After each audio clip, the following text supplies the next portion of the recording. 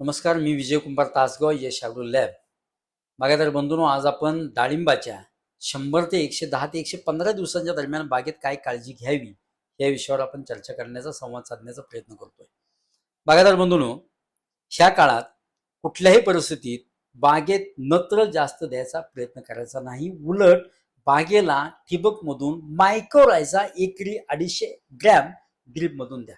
ते मायक्रोरायझा जमिनीत गेलं की ते मुळावर वाढतं आणि मुळावर एक पांढऱ्या धागे तयार करतं.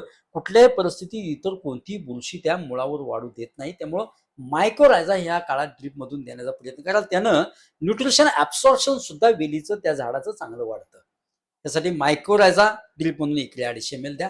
हे दिल्यानंतर 4 ते 5 दिवसांनी लगेच एकरी 1 लिटर सल्फ्युरिक ऍसिड H2SO4 जमीन काळी असू द्या किंवा चुनखड असू द्या, अत्यंत महत्वाचं आहे. त्यानं फळाची साईज चांगली वाढलेली दिसेल. आणि ग्रीनफर्ट 5 लिटर, 1 लिटर सल्फ्युरिक ऍसिड आणि ग्रीनफर्ट 5 लिटर ड्रीप मधून द्या. आपल्याला फळाच्या साईजला अत्यंत चांगला फरक पडलेला दिसेल. ह्यावेळी मात्र एक मेजर स्प्रे देण्याचा प्रयत्न करा.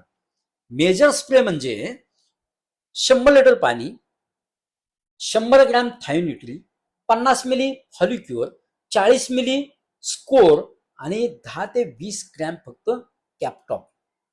एक्सपोर्टसाठी मात्र हा स्प्रे चालणार नाही. जे लोकल आहे त्याला मात्र हा स्प्रे नक्की चालेल. हा स्प्रे त्याला आपण मेजर स्प्रे म्हणतो. आणि ह्यातच चिलेटेड कॅल्शियम 100 लिटर पाण्याला 100 ग्रॅम असा एक स्प्रे द्या. भुरीसाठीचं आणि करप्यासाठीचं अत्यंत चांगलं कंट्रोल आपल्याला ह्या स्प्रेमुळं मिळतं. बागायतदार बंधूंनो, ह्याच काळात मात्र जमिनीतून नायट्रोजनचा वापर न देण्याबरोबरच आपल्याला एसओपीची स्लरी ड्रीपमधून टाकून घ्यायला पाहिजे. म्हणजे एसओपीची स्लरी जर आपण त्याला दिली तर अत्यंत चांगला परिणाम आपल्याला माल फुगणीसाठी होतो. एसओपीची स्लरी म्हणजे शेण 400 ते 500 किलो घ्या, त्याच्यावर एसओपी 25 किलो टाका, त्याच्यावर शेंगपेंड 25 किलो टाका, चांगलं एकत्र मिसळा. एखाद्या झाडाखाली पसरून ठेवा.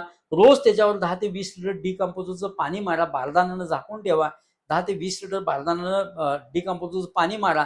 त्यानंतर त्यात तुम्हाला थोड्या थोड्या आळ्या झालेल्या दिसतील आणि ते प्रत्येक ड्रिपर खाली ते थोडं थोडं थोडं टाकून घ्या. तुम्हाला शेवटच्या काळात लागणारा एसओपी म्हणजे पोटॅश साखर वाहण्यासाठी जो लागतो तो अत्यंत कमी लागेल. बागायतदार बंधूंनो, फळाच्या साईजला आणि चमक सुद्धा येणं चांगली आलेली दिसेल.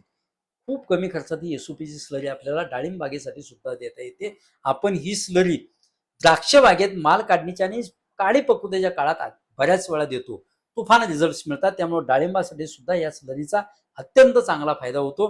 याच्यावर सविस्तरपणाने मी एका व्हिडिओमध्ये बोललोय. द्राक्ष बागेसाठीचा आहे, ते तुम्ही ऐकावा अशी माझी विनंती आहे. परंतु ही स्लरी देण्याचा नक्की प्रयत्न करा.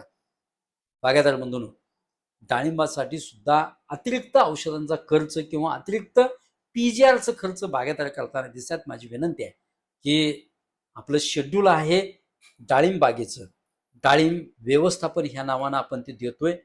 आपल्याला जर आवश्यकता असेल तर नक्की खाली जो नंबर आहे त्या नंबरला कॉल करा. तुम्हाला ते व्यवस्थापन तुम्हाला पाठवण्यात येईल. आपलं ह्याच्यावरचं ॲप आहे, त्या ॲपची गरज असेल तर तुम्ही ॲप सुद्धा घेऊ शकता. पण कमीत कमी खर्चातच डाळिंब सुद्धा किंवा कोणतीही शेती कमीत कमी खर्चातच करण्याचा प्रयत्न करा. बागायतदार बंधूंनो, माझी विनंती आहे की हा व्हिडिओ जास्तीत जास्त शेअर करण्याचा प्रयत्न करा. धन्यवाद.